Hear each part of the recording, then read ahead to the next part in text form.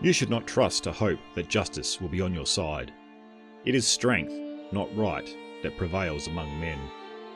Thucydides. Hello, I'm Mark Selleck and welcome back to Casting Through Ancient Greece, episode 96, Melos, Might and Right.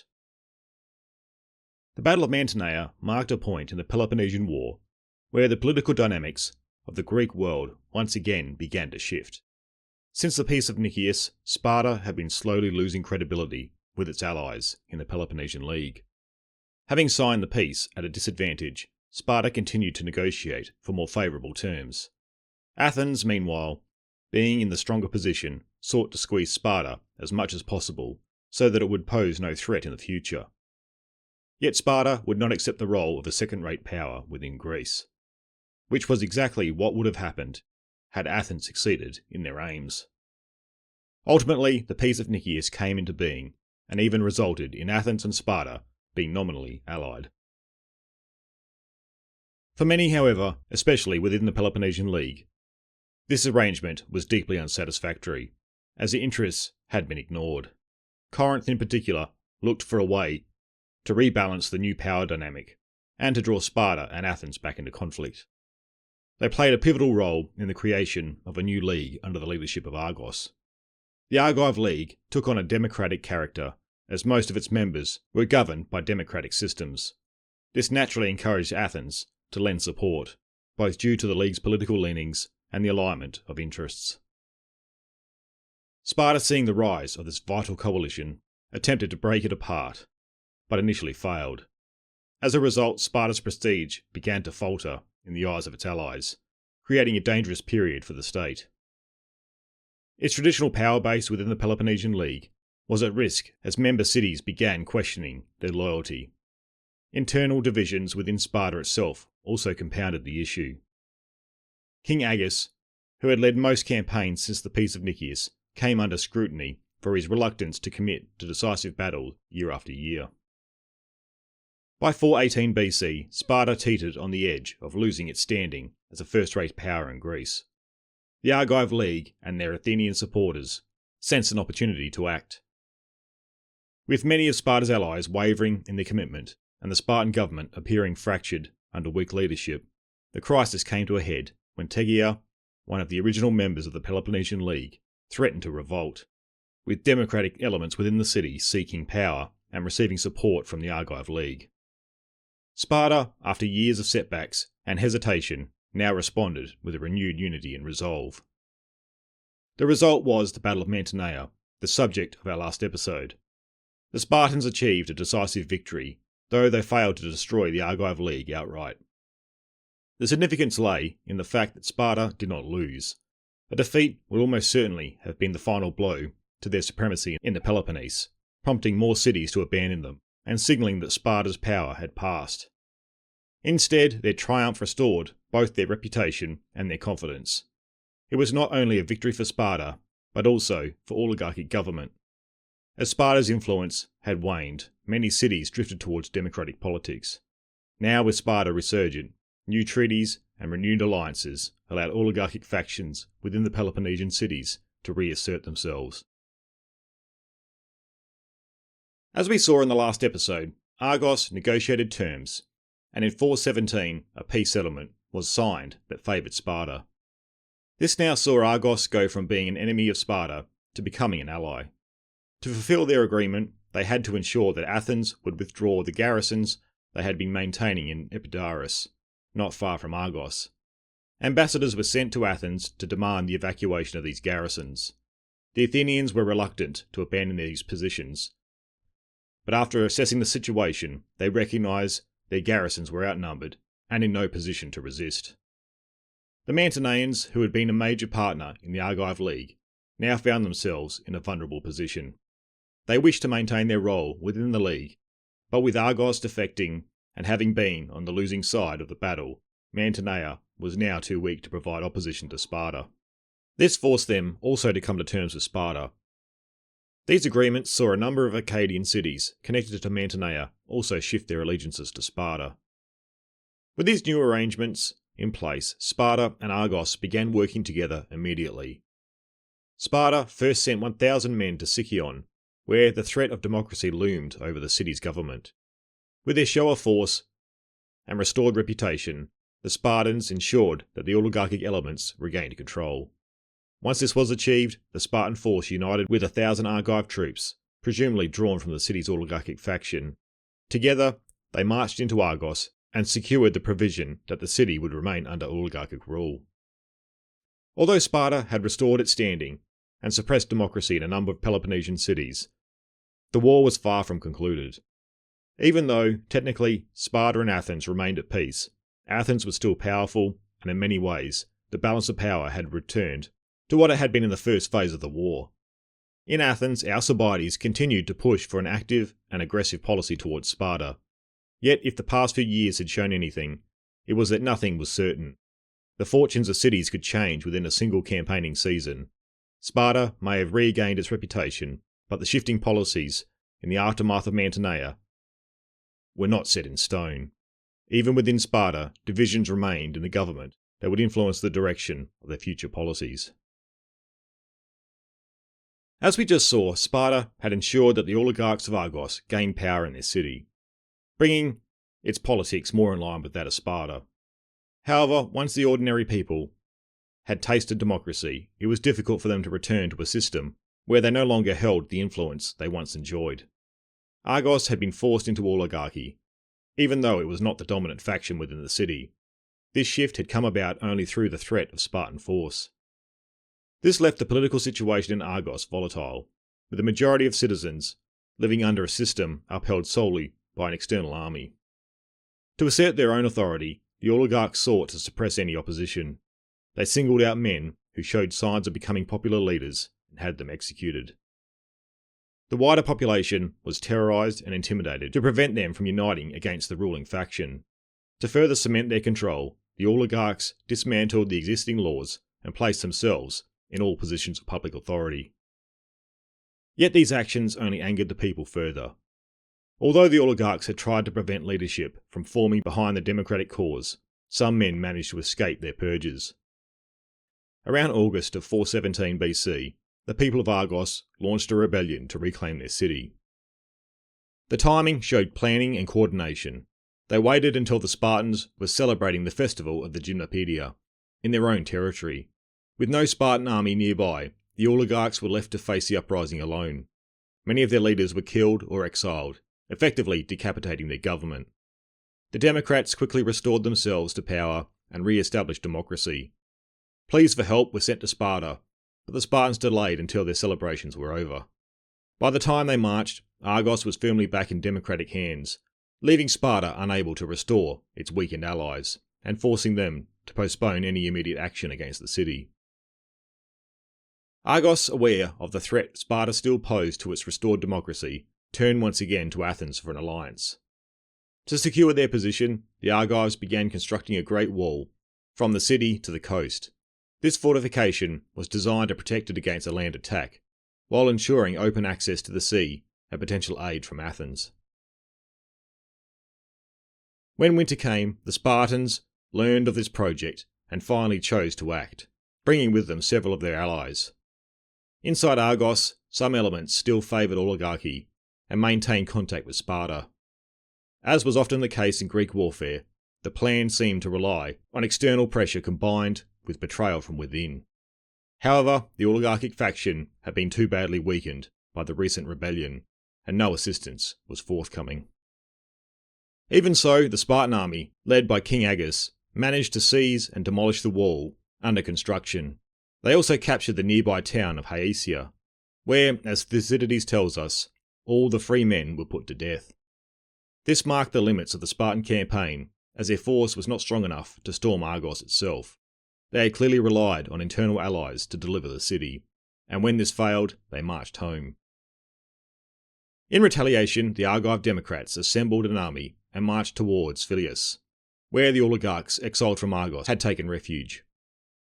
They ravaged the surrounding territory before returning home, striking a blow at those who had conspired against them. We're now going to shift our focus back to Athens, which has not been our main focal point for the last few episodes. This is largely due to the formation of a new league centred on Argos, and the fact our main source, Thucydides, was absent from Athens during this period. As we have noted, he appears to have had some clearer understanding of events in the Peloponnese, then of internal Athenian politics, from which he had been exiled. However, this lack of detail should not be mistaken for lack of power on Athens' part. The city remained as strong as ever, and debates over how best to deal with Sparta continued. Let us now take a brief look at the situation in Athens at this time. The spring of 417 BC saw the annual Athenian elections, with both Nicias and Alcibiades assuming positions of leadership. This demonstrates that the Athenians were still torn between opposing policies, a moderate approach towards Sparta or a more aggressive stance. With Argos returning to democracy, Alcibiades retained allies on the Peloponnese, through whom he could attempt to exert his aggressive policy. Yet, with many other cities such as Elis and Mantinea returning to the Peloponnesian League, this task became considerably more difficult, and any significant progress was put on hold. Nicias, in contrast, sought to divert Athens' focus away from the Peloponnese and towards Thrace and the Chalcidides, aiming to recover lost territory. The region was strategically and economically important, providing money and timber, while Nicias also hoped to stabilise the area, halt further revolts, and restore Athenian prestige. Though no new defections had occurred in the Chalcidides since 421, the threat of renewed unrest loomed, particularly given the manoeuvres of the king of Macedon. In 418 BC, Sparta and their Argive allies sent envoys to Perdiccas in Macedon, successfully persuading him to swear an alliance with them. Perdiccas, however, remained in agreements with Athens, though, as we have seen over the previous episodes, he was apt at playing both sides. He was willing to tell each party what they wanted to hear, but would act against either side whenever an opportunity arose. By default, he maintained agreements with both powers that benefited Macedon, allowing him freedom of action within his territory and beyond. Less than a year after this agreement with Sparta, Perdiccas was forced to choose a side. With Nicias back in power and Alcibiades unable to advance his policy on the Peloponnese, a renewed campaign was being planned in the Chalcidides and Thrace. A key element of this campaign relied on allies, with Perdiccas expected to provide a substantial contingent. Before operations could begin, however, Perdiccas abandoned the Athenians, with this then seeing the Athenians not having the strength to pursue their objectives in the Chalcidides and Amphipolis. These Athenian objectives directly conflicted with Sparta's interests in the region, as Perdiccas' failure to honour previous agreements with Athens made clear. In response, the Athenians declared Perdiccas an enemy and imposed blockades on Macedon. They also became aware of his alliance with Sparta and Argos. Yet even this revelation produced little benefit for Athens. Internal divisions persisted, with Nicias and Alcibiades pushing conflicted policies. No decisive action was taken in any direction, and in the end, inconsistency dominated, leaving Athens mired in a stalemate and failure. Because of the ongoing impasse in Athenian politics, the mechanism of ostracism was called upon once more. This marked the first time in a generation that it would be used, and ultimately the last. Plutarch provides a detailed account of Athens' final ostracism, framing it as motivated by selfish interests. He describes those who pursued it as the most aggressive and mischievous men.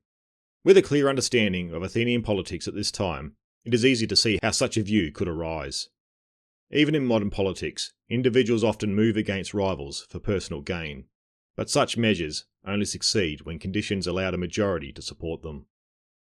Plutarch highlights one man in particular as being chiefly responsible for the revival of this political instrument, Hyperbolus, of the Deme Perithode. Let's have a look at what Plutarch writes. And so in this case, also the people divided into two factions, and thereby made room for the most aggressive and mischievous men. Among them was Hyperbolus, a man whose boldness was not due to any influence that he possessed, but who came to influence by virtue of his boldness, and became, by no reason of the very credit which he had in the city, a discredit to the city. This fellow, at the time, thought himself beyond the reach of ostracism, since indeed he was a likelier candidate for the stocks. But he expected that when one of his rivals had been banished, he might himself become a match for the one who was left. And so it was plain he was pleased at their feud, and that he was inciting the people against both of them. Accordingly, when Nicias and Alcibiades became aware of his baseness, they took secret counsel with one another, united and harmonized their factions, and carried the day so that neither of them was ostracized, but Hyperbolus instead. Plutarch then explains the fallout from this decision, as Athenians began to question how the political instrument designed to prevent tyranny had been applied. For the time being, this delighted and amused the people, but afterwards they were vexed to think that the ordinance of ostracism had been degraded by its application to so untrustworthy a man. They thought that even chastisement had its dignity, or rather they regarded the ostracism as a chastisement in the case of Thucydides and Aristides as such men, but in the case of Hyperbolus as an honour, and as a good ground for boasting on his part, since for his baseness he had met with the same fate as the best men.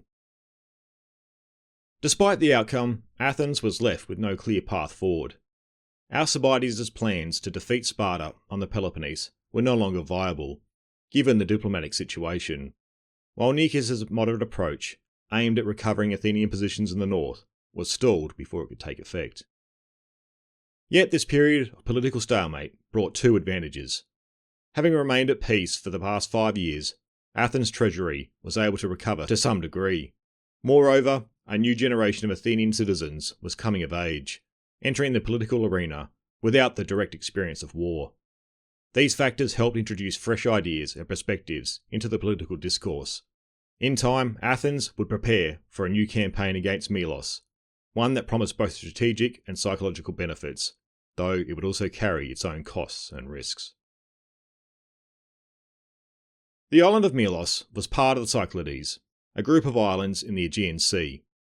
Geographically, it lay southeast of the Greek mainland, approximately 120 kilometres, or 75 miles south of Athens, as the crow flies. Positioned between Crete and the northern Cyclades, Melos was somewhat isolated from the main maritime routes linking Athens to the eastern Aegean, and the Hellenic cities of Asia Minor. From Athens, reaching Melos by sea typically required a voyage south through the Saronic Gulf into the open Aegean, given the island strategic importance for controlling trade and naval movements in the central Aegean. Its location also made Melos relatively defensible, which likely explains why it had avoided being drawn into the Delian League. The island had successfully resisted an Athenian attack 10 years earlier, yet by 416 BC, the Athenians were prepared to commit significant resources to enforce compliance, mounting a full military expedition. Melos was the only Cycladic island to remain outside the League. From Athens' perspective, the Melians enjoyed the benefits and security provided by the League without contributing to its upkeep. Compounding this, the Melians were Dorians and had apparently aided Sparta during the first phase of the Peloponnesian War. In the summer of 416 BC, Athens sent 30 ships, 1,200 hoplites, 300 archers, and 20 mounted archers. These forces were joined by another 8 ships and 1,500 hoplites from allied states, drawn from both the mainland and other islands. The high proportion of allied troops suggests the campaign was widely regarded as justified, perhaps due to the Melians' Dorian heritage, or because Athens framed their position as unfairly freeloading while others paid their dues. The expedition was commanded by Nicias and Cleomedes, suggesting that the operation was not viewed as a central strategic move, since neither Nicias nor Alcibiades accompanied the fleet. Both may have remained in Athens to pursue their political agendas, wary of allowing the other to gain an advantage in their absence. The Athenian forces landed at Melos unopposed, with Thucydides noting that the Melians initially remained neutral. They may have recalled the failed Athenian attempt 10 years earlier, and believed that staying behind their walls would suffice. Before initiating hostilities, the Athenians sent envoys to negotiate with the island, addressing only the magistrates and a few influential figures, rather than the general population. This brings us to a part of Thucydides' account known as the Melian Dialogue, a famous passage that dramatises the negotiations between Athens and Melos. It is a foundational text for political realism in international relations, illustrating that states are often motivated by power and self-interest in an ancient world lacking a higher authority.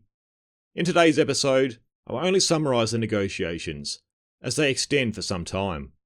If you want to read Thucydides' account in full, I encourage you to pick up Thucydides' Peloponnesian War, beginning at Book 5, paragraph 84, and continuing to the end of Book 4. Perhaps we'll explore the dialogue in more depth in a bonus episode. For now, we'll focus on the main points and their significance. The Athenian envoys arrived with a stark, unyielding message: submit to Athens and retain a degree of autonomy under its protection, or resist and face total destruction. The Melians, a small neutral island with no formal allies, met them with measured defiance. They appealed to justice and the favour of the gods, asserting that no city-state had the moral right to impose its will on another. To yield, they argued, would betray both honour and the principles that had preserved their independence. They expressed hope in divine intervention and in the prudence of Sparta, suggesting that Athens' ambitions might ultimately fail if opposed with courage and righteousness. The Athenians responded with reasoning stripped of sentiment. Justice, they insisted, was a concept relevant only among equals. In the realm of power, morality could not dictate outcomes. The strong rule, the weak obey. Appeals to honour or divine sanction, however noble, could not alter the balance of force. Athens acted not from cruelty, but from the necessity of the city's security, and empire required decisive action. Neutrality, however principled, could not shield the powerless from the designs of the strong. To resist was to invite annihilation, and hope for Spartan aid was wishful thinking, unsupported by the realities of war. The Melians pressed their case, aware of the peril, but unwilling to surrender principle for mere survival. They weighed the risk of destruction against the dishonour of submission, clinging to the belief that courage, justice, and fate might protect them. The dialogue revealed a tension between pragmatism and morality, between the cold calculations of power and the human yearning for dignity. Athens, however, refused compromise, emphasising that resistance could only hasten death, and that invoking justice without strength was futile. As the conversation unfolded, the psychological dimensions of the encounter became clear. The Athenians sought not only to conquer, but to assert the inevitability of power, demonstrating that moral reasoning was irrelevant in the pursuit of security and empire. The Melians, by contrast, embodied the human struggle to maintain integrity and honour when survival seemed unlikely. Their courage, though admirable, proved insufficient against Athens' overwhelming might. As I have pointed out earlier, the Melian Dialogue is a key passage in Thucydides' work, because it illustrates Athens' views of itself at this time. But it also highlights broader themes in political discourse that reoccur through history. The dialogue places idealism and realism in sharp contrast, exposing the uncomfortable tension between might and right in city interactions. We like to believe that what is just and fair will prevail, but such thinking falls squarely into the realm of idealism. Let us now examine more closely some of the significant issues the dialogue brings forward. One of the most striking aspects of the Melian Dialogue is its unflinching illustration of realpolitik, the brutal logic of power in politics. Through the exchange between Athens and Melos, Thucydides lays bare a world in which moral arguments and appeals to justice hold little sway when confronted by superior force. The Athenians' reasoning is clear and unapologetic. The weak have no choice but to yield, and the strong are justified in pursuing their own interests without regard for conventional notion of right or wrong. Justice, they insist, exists only between equals. For those without power, ethical appeals are irrelevant, and survival depends entirely on the practical calculations of risk and advantage. In this sense, the dialogue becomes a lesson in political realism. Thucydides is not merely recording a historical event, he is exposing the harsh truths of human behaviour in times of conflict. The Athenians' argument is chilling precisely because it is rational rather than emotional. They do not deny morality outright, but they subordinate it to the imperatives of security, strategy, and survival. In their eyes, idealism and ethical principle are luxuries that only the powerful can afford, while the powerless must navigate a world dictated by force. The Melian Dialogue thus provides a lens through which Thucydides examines the mechanics of empire and international relations. It shows that diplomacy, morality, and appeals to fairness are often secondary to the cold calculus of power. When states confront one another, it is strength, not virtue, that ultimately determines outcomes. By portraying this dynamic with such clarity, Thucydides forces his readers to confront fundamental realities of politics. Ethical reasoning may inspire, but it rarely protects, and in the arena of war, the practical considerations of power often outweigh the highest ideals. Another compelling aspect of the Melian Dialogue is its examination of human nature under extreme pressure. Through the debate between Athens and Melos, Thucydides exposes the conflicting drivers that govern human behaviour: fear, honour, hope, and pragmatism. The Melians, small and vulnerable, are acutely aware of the threat that they face. Fear for their survival presses upon them, yet it does not entirely dictate their response. Instead, they weigh the demands of courage and principle, struggling to balance the instincts to preserve life with a desire to maintain dignity, honour, and moral integrity. Their deliberations reflect the human impulse to act in accordance with ethical or idealistic standards, even when doing so carries enormous risk. By contrast, the Athenians embody a different facet of human nature: rational calculation and the prioritisation of practical necessity over ethical consideration. Their reasoning is guided not by hope or moral principle, but by a clear-eyed assessment of risk, power, and strategic advantage. They recognise that the Melians' appeals to justice are morally compelling, but strategically irrelevant. In the brutal calculus of empire, power determines outcomes, not ideals. Through this juxtaposition, Thucydides illuminates the tension inherent in human action. The desire for survival often conflicts with the demands of honour, while hope and ethical aspiration compete with pragmatism and the imperatives of necessity. The dialogue thus becomes a study in the complexity of human decision-making, showing how individuals, and by extension states, navigate the delicate balance between fear and courage, self-preservation and principle. Even in the face of inevitable defeat, the Melians' defiance underscores a fundamental truth about human nature. The drive for dignity, moral cohesion, and honour persists, even when survival is uncertain and hope continues to shape decisions, however precarious. The Melian Dialogue also functions as a stark warning about the dangers of imperial overreach. Athens' decision to demand submission from a neutral and defenceless island reflects the mindsets of a state confident in its power, yet unrestrained by ethical or strategic prudence. By insisting that Melos surrender or be destroyed, Athens demonstrated a ruthless determination to enforce its empire, signalling to all other city-states that neutrality offered no protection and resistance would be met with absolute force. This act of aggression, while achieving immediate military objectives, carried profound moral and strategic consequences. Neutral states across the Greek world could see that Athens would not tolerate independence, fostering fear, distrust, and resentment.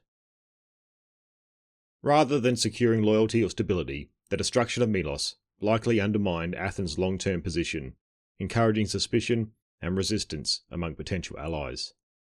Thucydides presents this as an implicit critique of imperial hubris. The pursuit of empire without regard for the broader consequences can create instability, erode legitimacy, and ultimately weaken the very power it seeks to assert. The episode thus illustrates a recurring theme in Thucydides' account of the Peloponnesian War. Military strength, unchecked by caution or ethical restraint, can yield short-term success, but slow the seeds of long-term decline. In Athens' case, the ruthless treatment of Melos exemplifies how the combination of ambition and overconfidence, though temporarily effective, can provoke opposition, fracture alliances, and invite strategic vulnerabilities. The lesson is timeless. May seem advantageous, but it often carries hidden costs that undermine security, credibility, and enduring influence. Beyond its immediate historical context, the Melian Dialogue endures as a profound reflection on the timeless dynamics of power, coercion, and ethical compromise. Thucydides does not merely recount the siege of a small island, he captures a pattern of human and political behaviour that reoccurs across history. The exchange between Athens and Melos demonstrates how states, like individuals, are often compelled to act according to interests and capability, rather than morality. Strength and pragmatism, rather than justice or virtue, frequently dictate outcomes, revealing the stark realities in political life that extend far beyond 5th century Greece. The dialogue also exposes moral dilemmas inherent in governance and strategy. The Athenians' cold calculation reflects the imperatives of survival and security, yet it raises enduring questions about the ethical cost of power. Conversely, the Melians' insistence on principle, honour, and hope, even in the face of certain defeat, illustrates the human drive to preserve dignity and moral cohesion, even when doing so is costly or futile.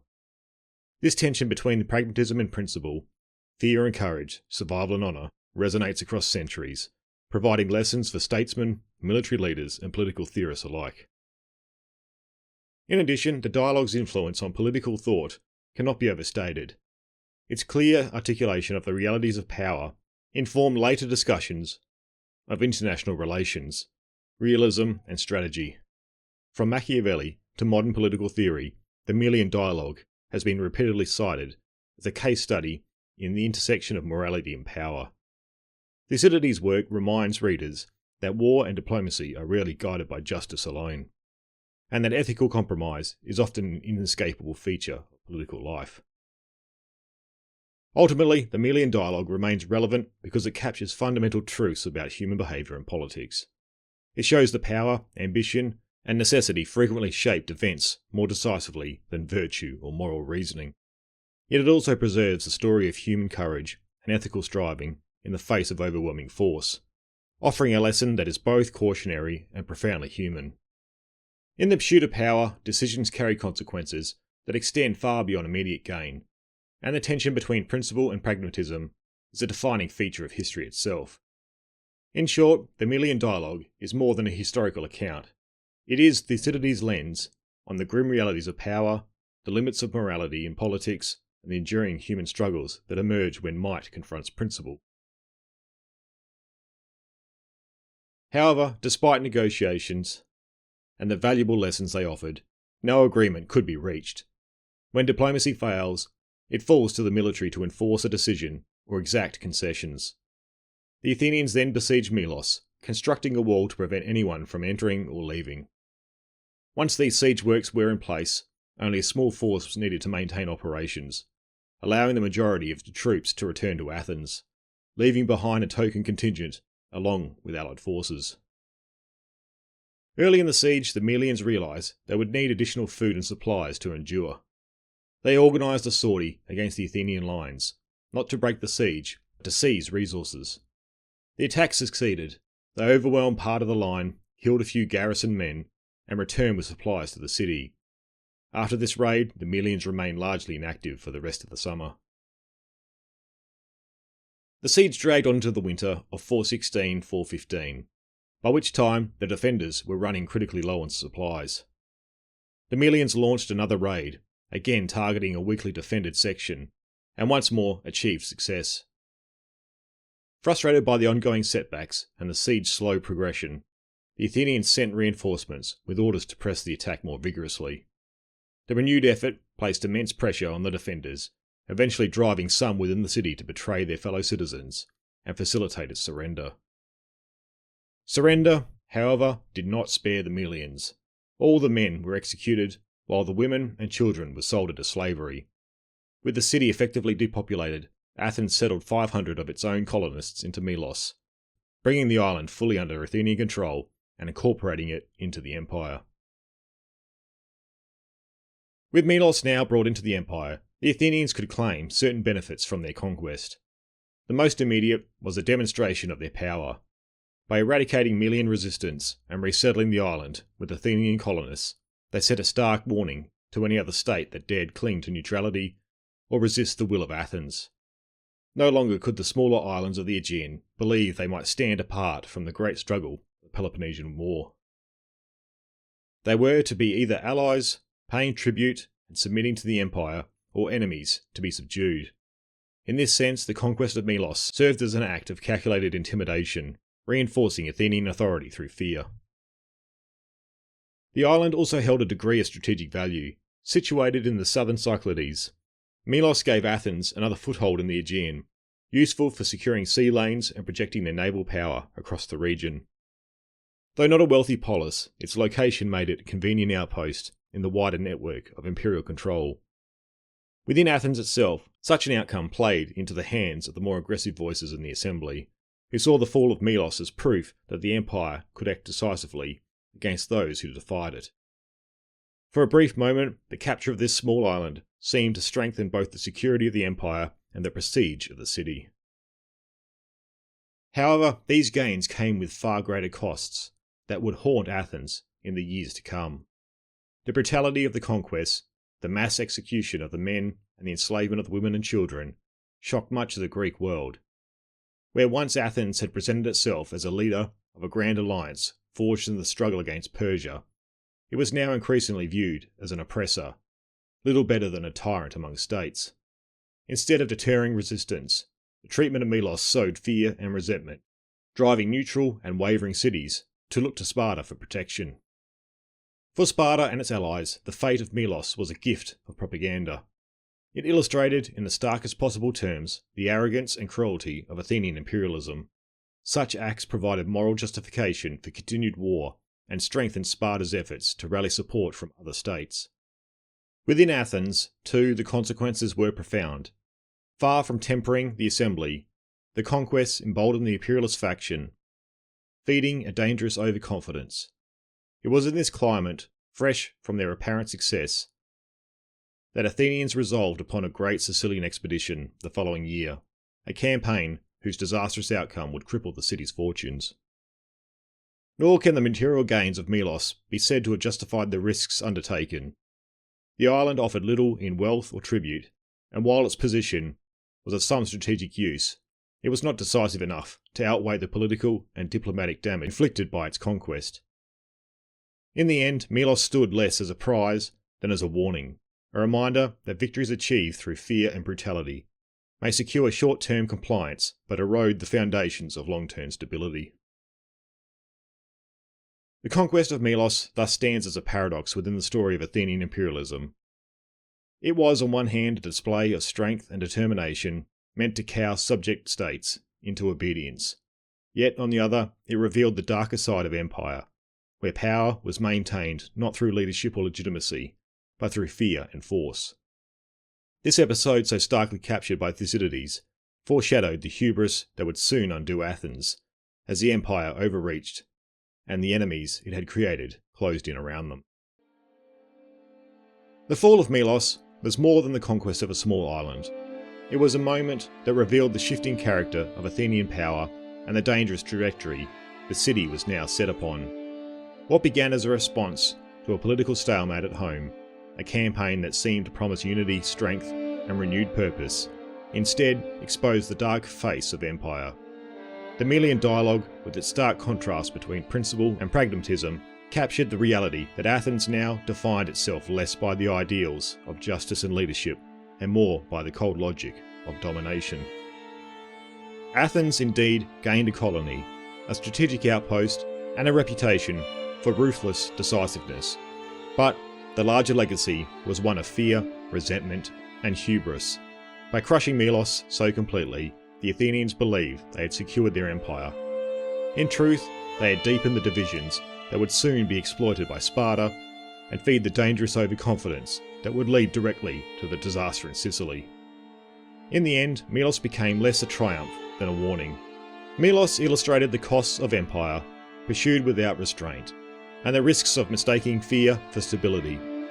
Thucydides preserved this episode not simply as history, but as a timeless lesson that the tension between might and right, power and principle, ambition and caution, is one that every state and every generation must confront. As we move forward, this growing hubris will push Athens towards a far greater ambition, one that promised unmatched wealth, power and glory. That ambition would lead them west across the sea to Sicily. And there, in one of the most disastrous campaigns in Greek history, Athens would test the very limits of its empire.